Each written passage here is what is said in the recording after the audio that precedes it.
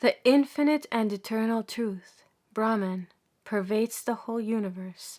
The invisible and invisible. The infinite and eternal truth, Brahman, pervades the whole universe, the visible and invisible. If the visible be taken away, if the perceptible phenomena be destroyed, that which will be left is the infinite. May we realize the infinite in this life. May we attain to that truth and enjoy peace forever. Peace, peace, peace to all living creatures. Isha, Upanishad.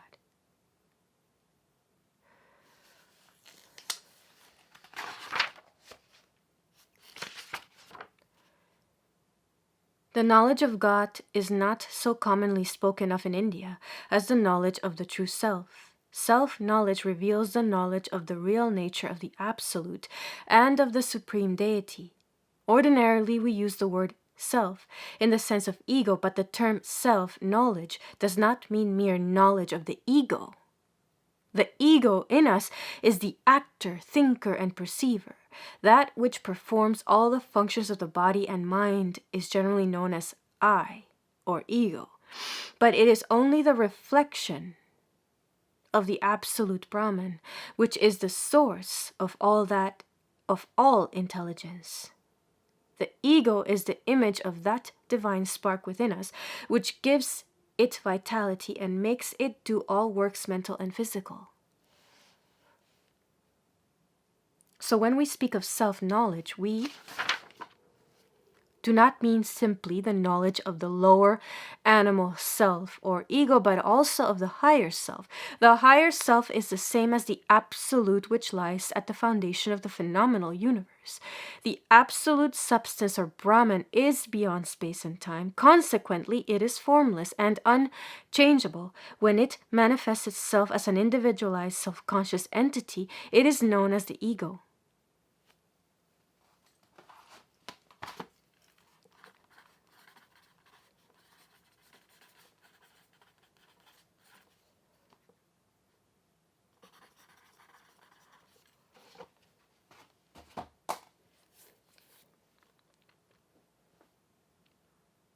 It also appears as the object of consciousness. Then it is called matter.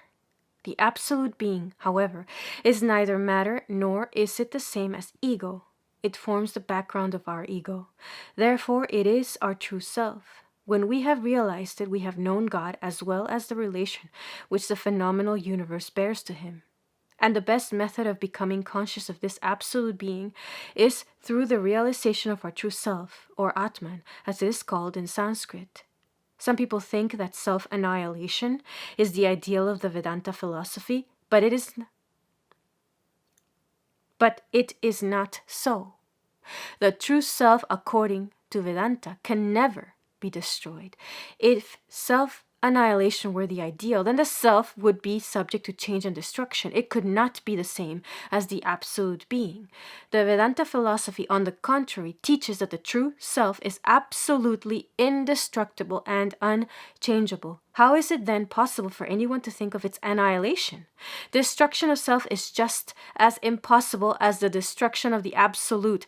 Therefore, self-annihilation cannot be the highest aim and ideal of life. Self-knowledge alone helps us to realize the absolute truth and to attain perfection. It is considered to be the highest wisdom. When Socrates asked the Delphian oracle, "What is the highest knowledge?" the answer came, "Know thyself." By the word self here is meant not merely the ego, but the true self. The same knowledge of the real self has been glorified in India from the most ancient Vedic period. Vedanta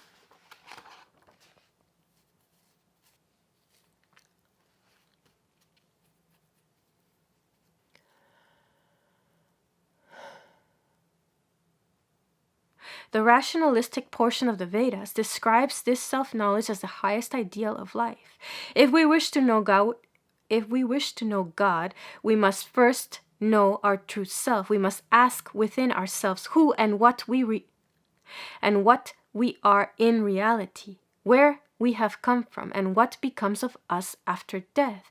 These questions are of vital importance. Ordinary people cannot solve such problems. Their minds are too busy with the affairs of the phenomenal world. But an earnest seeker after truth who is discontented with the knowledge of material objects wishes to go below the surface of phenomenal appearances and does not stop until the ultimate goal, the reality which underlies all phenomena, is discovered. His aim is to find the correct solution of these problems by knowing the true nature of his ego as well as of the universe. He may start with the objective world, but gradually, as he advances step by step and reaches farther and farther in his search after truth, he comes back in the end to his own self, because the true self is the center of the universe. The phenomenal world, which consists of the objects of sense perception, may be compared to a grand circle, the circumference of which lies in the gross material forms, and the innermost center of which is Atman, the true self. The nature of this true self, according to Vedanta, is infinite. It is neither limited by time nor conditioned by space relations. The scriptures describe God as the center of the universe, but Vedanta says that self or Atman is also the center of the universe, and that the true self is one with divinity. The moment that we realize the divine self within us, we understand that the realm of the same Atman extends to the sun, moon, stars, and even to the most distant planets, the light from which takes hundreds and thousands of years to reach us. Wherever there is existence, whether on the physical or mental plane, there is also the manifestation of this divine self. That by which we know the existence of the external world, by which we are conscious of our bodies, senses, and mental powers, is our true self. It is not far from us, yet it is beyond the reach of mind and intellect. The self is thus described in the fourth verse of the Isha Upanishad. It, the self, is beyond all vibration and motion. It is one and swifter than mind. The senses never reach it. It transcended them all. Though standing still, it overtakes the mind and senses, which are running fast.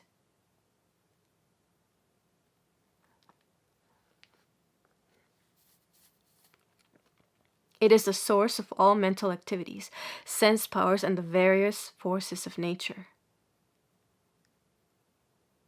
Modern science tells us that the whole world is the product of matter and material forces. Matter, again, as we have seen in the first chapter, is nothing but a certain state of motion or vibration, of some substance, the true nature of which is unknown and unknowable. Every particle of the universe is in constant motion or vibration. That which we call heat or light, sound or taste, odor, touch, or any object of sense perception is nothing but a state of vibration of the same unknown substance. Sir William Crookes says, at 32 vibrations per second, it is shown that we have the first beginning of audible sound, and that sound ceases to be audible when it reaches to something less than 33,000 vibrations in a second.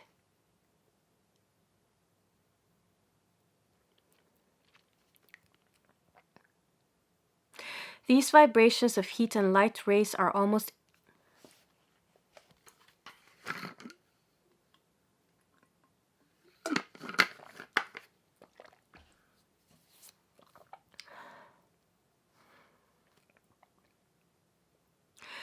the vibrations of heat and light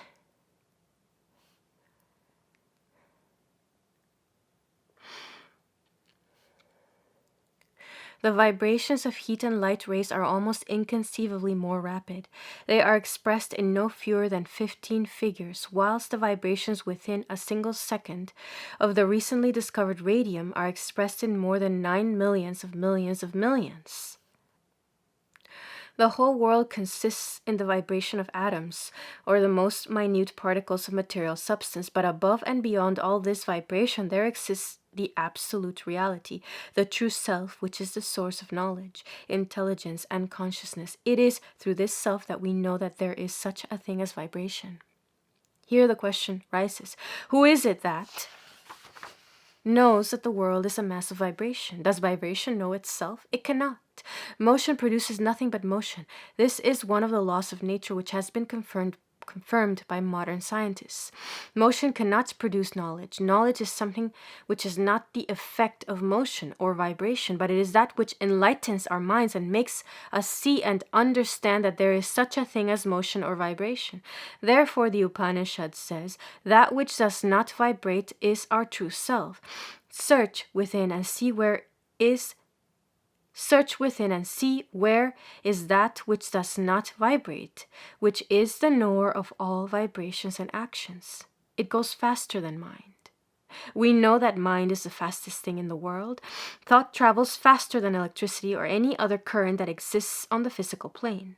Sir William Crookes reasons that the thought vibrations which issue from the brain may really have their beginning at a point where it becomes no longer possible to estimate the vibrations which are caused by the most subtle forces of physical nature. Furthermore, he adds, if we can anyway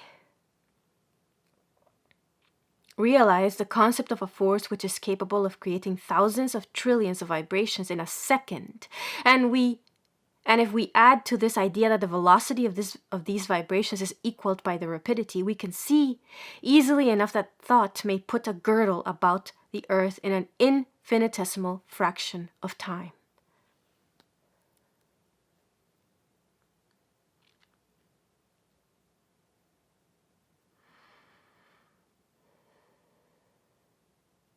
We can exchange messages by wireless telegraphy between here and England or any other part of the world, but thought transference is quicker than wireless telegraphy.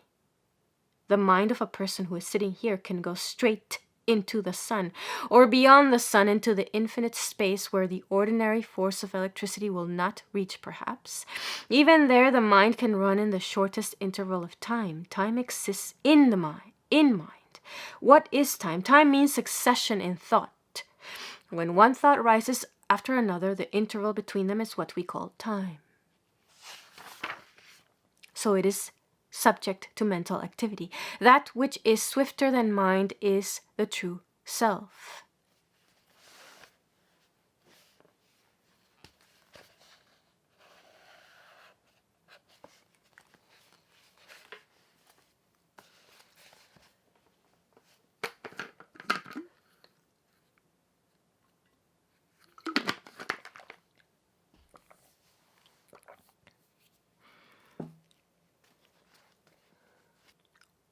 Our real self can go quicker than thought current, and even where mind cannot reach. It travels everywhere. Self or Atman forms the background of the mind. Therefore, the self is quicker and faster than the activity of the mind. Man can go nowhere without depending upon the self, the knower. It remains absolutely inactive when it is separated from the self.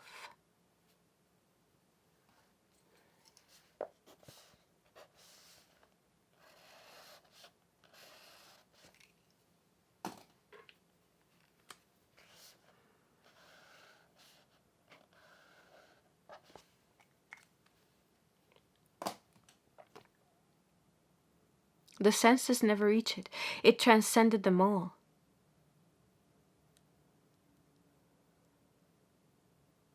The senses cannot reveal it. Sense powers cannot express the true nature of the self because they are limited by time and space, while the knower of time and space must necessarily be beyond the reach of the senses. When we see the sun, the very sight depends upon self-consciousness. That is, we must be conscious of the fact that we are seeing something, and when we see the sun, the very sight depends upon self-consciousness. That is, we must be conscious of the fact that we are seeing something, and that consciousness must depend upon our true self. The sun will not be seen if our mind and eyes are separated and cut off from self. The source of knowledge, intelligence, and consciousness. Depending upon that source of consciousness and intelligence, our mind works, our senses perform their functions, and the body moves. Therefore, the Isha Upanishad continues, it self moves, and it moves not. It is far and likewise near. It is inside and also outside of all this. When the body moves, the source of intelligence, or our true self, appears as moving, but in reality it does not move. Where will it go? It cannot go anywhere. When we move a jar from one place to another, the space within the jar appears to be moving. But does the space move in reality? No.